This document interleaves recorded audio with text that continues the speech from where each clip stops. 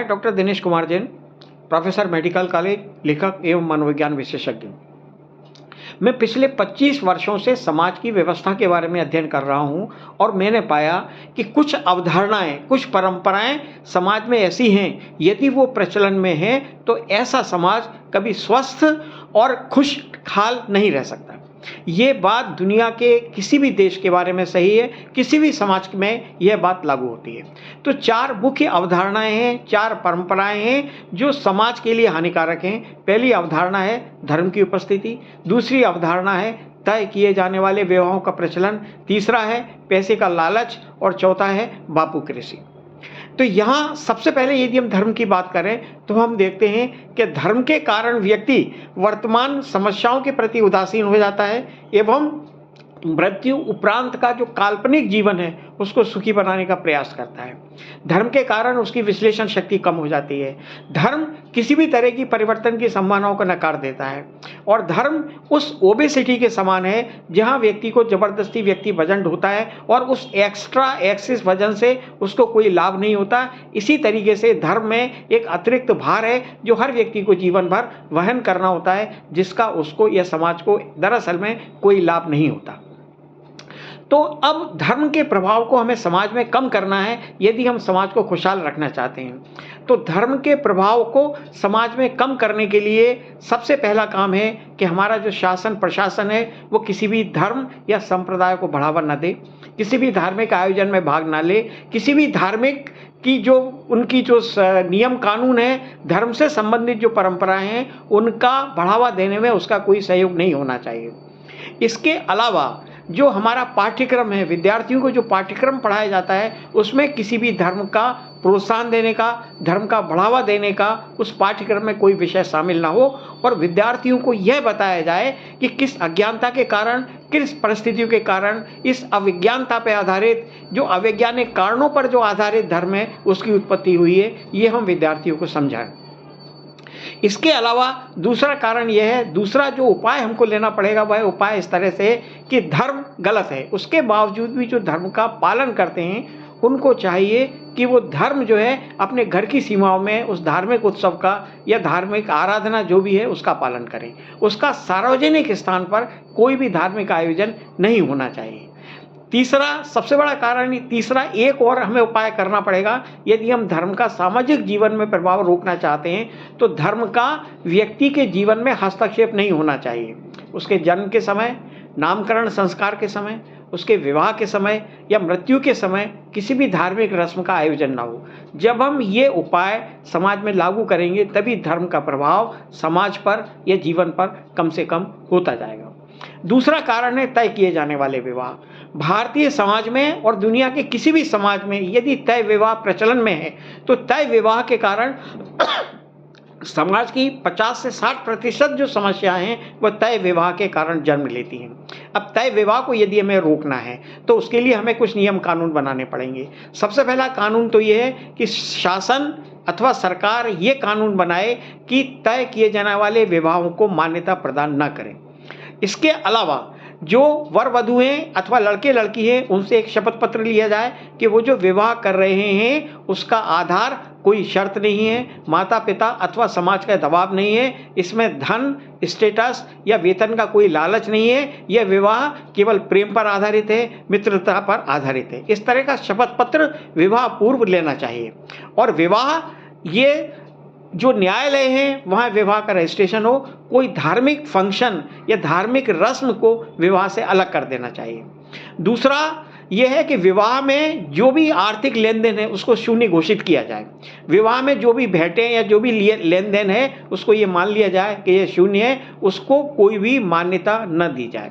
तीसरा यह है कि दहेज एक्ट, जो भी संबंध है, विवाह से संबंधित जो भी नियम कानून है इनका पूरा खत्म किया जाए, इनका उपस्थिति होनी ही नहीं चाहिए। और चौथा यह है कि तलाक बिल्कुल आसान होना चाहिए। कोई भी एक पक्ष जो तलाक के लिए यदि आवेदन करता है तो उसका तलाक मान्य होना चाहिए। दोनों पक्षों की सहमति तलाक के लिए आवश्यक नहीं होना चाहिए।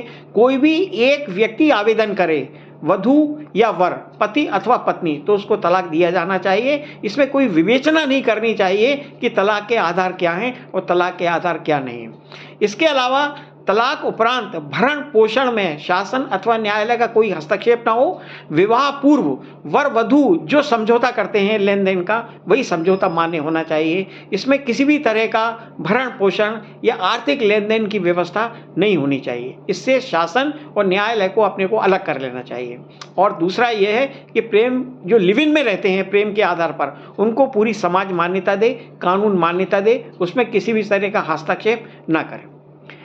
तो यदि हम विवाह में इस तरह का तय किए जाने वाले विवाह को समाप्त करने के लिए इन चीज़ों को लागू करेंगे तो तय विवाह समाज से समाप्त हो जाएंगे। तीसरा है धन का लालच, पैसों का लालच। यदि ये समाज में है तो समाज में लोगों का खुशहाल रहना बहुत मुश्किल है। अब यदि धन का लालच यदि समाप्त करना है समाज से, तो प्रत्येक व्यक्ति का दायित्व है कि वो उतना ही धन कमाए जितना उसकी आवश्यकता है। अतिरिक्त धन वो संचित ना करे। अपने जीवन में वर्क लाइफ एक बैलेंस बनाए, कार्य और जीवन में एक संतुलन स्थापित करे। कितना समय कार्य करना है, कितना समय परिवार को देना है, कितना समय उसको शांति से रहना है। तो जब तक वर्क लाइफ बैलेंस उसमें स्थापित नहीं होगा, जब तक उसका धन के प्रति लालच समाप्त नहीं होगा। इसके अलावा जिस भारतीय संविधान में जो मौलिक कर्तव्यों का जो डायरेक्शन दिए हैं कि आपको मूल कर्तव्यों का पालन करना है, और दूसरे देशों के संविधानों में भी आदमी के लिए जो कर्तव्य निर्धारित किए गए हैं, अथवा प्रत्येक व्यक्ति का दायित्व है कि वह समाज को पहले की तुलना में नई पीढ़ी के लिए ज़्यादा बेहतर बनाए, ज़्यादा सुरक्षित बनाए। यदि आप बहुत ज़्यादा पैसा अपनी संतानों को दे करके जाते हैं और उसके बाद यदि समाज बेकार है, असुरक्षित है, तो उन अतिरिक्त धन का कोई बहुत ज़्यादा महत्व नहीं रह जाता। एक्चुअल में समाज निर्धारित करता है, सामाजिक जो संस्कृति है, जो परंपराएं, वो निर्धारित करती हैं कि आप कितना सुरक्षित, शांति और सुकून महसूस कर पाएंगे। इसके अलावा यदि आपको धन का लालच यदि रोकना है, तो उसके लिए आपको ये करना पड़ेगा कि कोई भी व्यक्ति यदि अतिरिक्त धन इकट्ठा करता है, उसके पास अतिरिक्त संसाधन है आम आदमी की तुलना में, वो बेईमानी से पैसे यदि इकट्ठा कर रहा है, तो ऐसे व्यक्ति का समाज में बहिष्कार होना चाहिए, उनका तिरस्कार होना चाहिए, उनकी बेइज्जती होनी चाहिए। उनको लगना चाहिए कि वह एक गलत कार्य कर रहे हैं और ये उनको एहसास होना चाहिए। ऐसा नहीं होना चाहिए कि यदि किसी व्यक्ति ने अनाप शनाप धन एकत्रित कर लिया है तो समाज उसको सम्मानित करे। ऐसा भारतीय समाज में है। भारतीय समाज में क्या है, यदि किसी व्यक्ति के पास बहुत ज़्यादा धन है, बहुत पैसा है, बहुत बड़ा मकान है, बहुत कारें हैं, तो उसको अतिरिक्त सम्मान दिया जाता है। ऐसा नहीं होना चाहिए। इसके अलावा समाज को दूसरा काम भी करना पड़ेगा। यदि कोई सरकारी कर्मचारी बेईमानी से धन कमा रहा है, या कोई टैक्स अदा नहीं कर रहा है, या मिलावट कर रहा है, तो ऐसे व्यक्ति को कड़ी से कड़ी सजा का प्रावधान होना चाहिए। इसके अलावा जो समाज में शासकीय कर्मचारी हैं, जिनकी जिम्मेदारी समाज की व्यवस्था को संभालने की है, उनको दोषी ठहराया जाना चाहिए यदि समाज में गलत होता है। यदि सड़कें बेकार बन रही हैं, यदि पुल टूट जाते हैं, या सड़क पे गड्ढे हैं, गड्ढों में गिर के किसी की मृत्यु हो जाती है, यदि समाज में मिलावट का सामान मिल रहा है, अवैध कॉलोनी बन रही है, अवैध मकान बन रहा है, तो इस तरह की जो गलत काम समाज में है, उसके जो जिम्मेदार अधिकारी हैं, उनको भी कड़ी से कड़ी सजा का प्रावधान होना चाहिए, उनको जिम्मेदार ठहराया जाना चाहिए।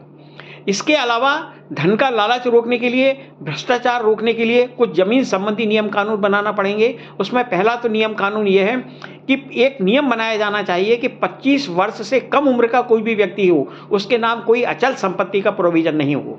दूसरा क्या है कि यदि कोई व्यक्ति जरूरत से ज़्यादा प्लॉट, जमीन या मकान ले रहा है, तो उस पर रोक लगनी चाहिए। एक नियम बनाया जाना चाहिए कि एक परिवार के पास एक प्लॉट और एक मकान से ज़्यादा अचल संपत्ति नहीं हो, क्योंकि सारा जो नंबर 2 का जो धन है वो जमीन में ही लगता है। जमीन में जब ये लोग खरीदते बेचते हैं तो उसमें सारा नंबर 2 का पैसा नंबर 1 में हो जाता है। इसके अलावा एक प्रावधान और बनना चाहिए कि यदि कोई व्यक्ति अचल संपत्ति खरीदता है, प्लॉट या मकान खरीदता है, तो उसको 10 वर्ष से पहले बेचने की स्वीकृति नहीं मिलनी चाहिए। जब तक ऐसा नहीं किया जाएगा तब तक समाज में धन का लालच खत्म नहीं होगा। इसके अलावा एक नियम और कानून और बनाया जा सकता है जो पश्चिम के देशों में बना हुआ है, इनहेरिटेंस टैक्स। यदि कोई भी माता पिता अपनी संपत्ति बच्चे को देते हैं तो उनका उत्तराधिकार कर लगाया जाए। एक सीमा के बाद उस पर उत्तराधिकार कर लगाना बहुत जरूरी है। यदि ये व्यवस्थाएं लागू हो जाएंगी तो समाज में पैसे का लालच खत्म हो जाएगा, भ्रष्टाचार समाप्त हो जाएगा, और ये बहुत आवश्यक है उस समाज को खुशहाल बनाने के लिए, समाज को स्वस्थ बनाने के लिए।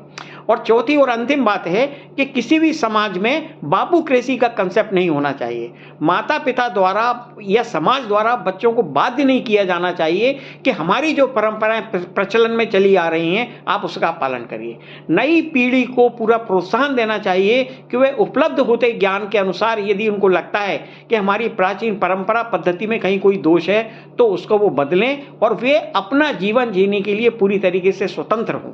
ये बहुत ज़रूरी है, चाहे भारत हो अथवा दुनिया का कोई भी राष्ट्र हो। इस तरह का यदि हम इन चारों जो अवधारणाएं हैं इनको समाप्त नहीं करेंगे, बापूक्रेसी, धन का लालच, धर्म और तय विवाह, इन चारों के समाप्त करने के बाद ही किसी भी देश का समाज, भारत का समाज खुशहाल हो सकता है, स्वस्थ रह सकता है, शांतिपूर्वक रह सकता है। धन्यवाद।